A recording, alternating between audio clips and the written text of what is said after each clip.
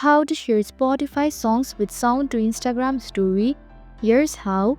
First, open the Spotify app on your phone. Next, browse or search for the song you want to share. Once you have found it, click on the three dots next to the song. From the menu, click on the share option. Then select the Instagram icon labeled stories.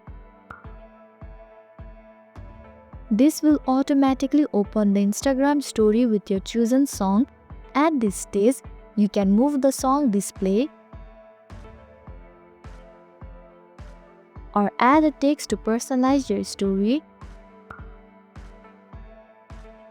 When you are ready, hit your story at the bottom to post it. Finally, you have shared Spotify songs with sound on Instagram. And that's all. I hope this video helped.